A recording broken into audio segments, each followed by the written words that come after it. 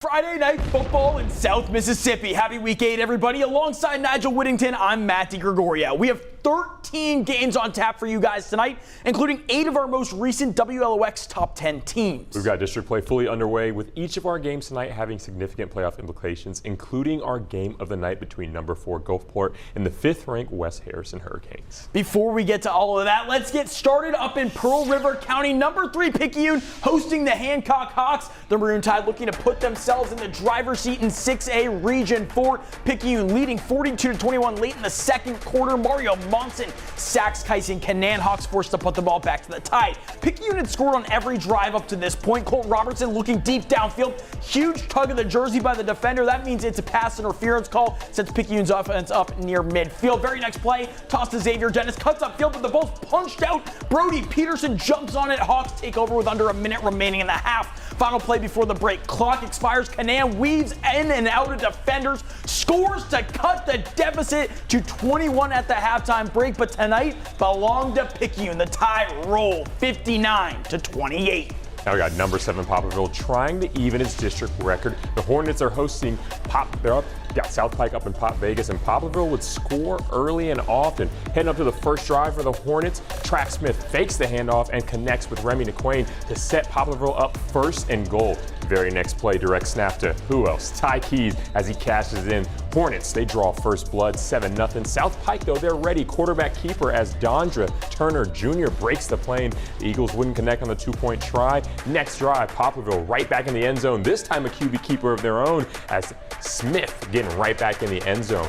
Hornets up 14-6, South Pike with the ball. Douglas Wansley takes the ball, but he meets a trio of Hornets forcing the ball out. JT Graham greets it with open arms, and he would get pushed out of bounds. But that sets Poplarville up for another touchdown for none other than Mr. Keys, who waltzes in for his second touchdown of the night. Poplarville, they're up 26. Turner dropping back, and he finds a black jersey. That's Lennox Beach with the interception. The Hornets, they would clip the Eagles, winning 62-24. Correction right there. Staying in Pearl River County, PRC welcoming in Gaucher. Mark High's side coming off a win to open district play. Well, John Feaster and the Blue Devils were looking to get back on track after a loss to Hancock. Pick things up in the opening quarter. Anthony Carpenter stuffs Latrell Pogue behind the line of scrimmage. Gators forced to punt. Titus Feaster and the Blue Devils offense trying to get something going. Hits Corday Russell for a first down.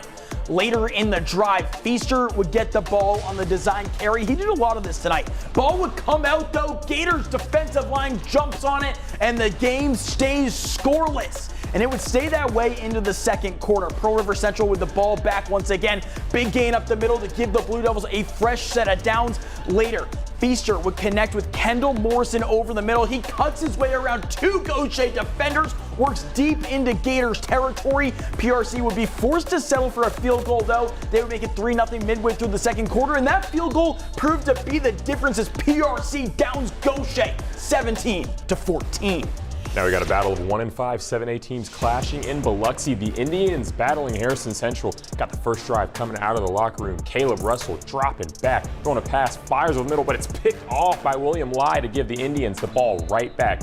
Heading over to the next drive after the celebration for the Indians, we got Jordan Ramsey. He comes back, dropping back and throwing it deep for Avin McGee, who hauls it in the back of the end zone. A beautiful catch to put the Indians up 18-0. Now we go right back to where we already at. The Indians, they're on defense again, getting ready for that after the celebration and the light show. Russell, he throws it deep, but not so fast. Jacaden Smith picks it off for the Indians' second interception of the night. Talking about Indians, let's go back to them. Now on offense, Ramsey handing it off to Marquez Metcalf, who takes it into the end zone to extend that lead, put 6 up on the board, and it's 24-0.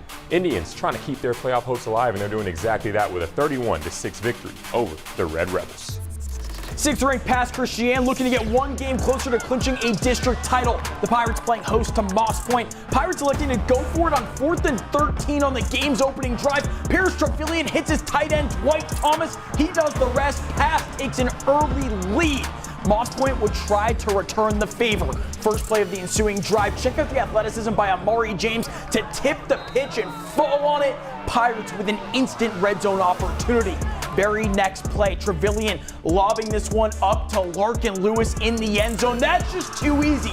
Pirates take a 14-zip advantage just 4 minutes into the game. Pass Christian rolls Moss Point 49-0 to clinch its first district championship in program history. Congratulations to Jeff Stocksdale, Ricky Smith, and everyone over there at Pass Christian. Now we got St. Stanislaus traveling to face rival St. Patrick. The two sides coming into the day, both with a combined 3-11 record. Got the Rock Chots. They're on top, up 7, but shot out of a cannon comes Liam Richard, keeping the legs churning and the feet moving as he glides in for a tying touchdown. 7 apiece on the board. Now we just said his name and we're going to play it one more time. Look at that score, 7 apiece. Richardson getting the handoff again, telling a defender, get off of me, like it was a bug getting swatted, making all defenders miss. I don't even know how he does it, but he glides in for another touchdown. Irish got the lead 14-7. Now St. Patrick, they got the lead, but listen, St. Stanislaus says not so fast. The kick going up in the airs and Stan Joseph Lee the second. No, the third gets that one in and he is riding, gliding, putting the feet to work. And listen, he's making every defender see the back of the shoe. He glides in, but it's not enough. St. Patrick, they go on top 38-21. And that brings us into our first break here on the WLX Friday Night Football Showdown. But listen, after the break, we'll feature 2 top 10 matchups, including our game of the week between number 4 ranked Gulfport and number 5 West Harrison.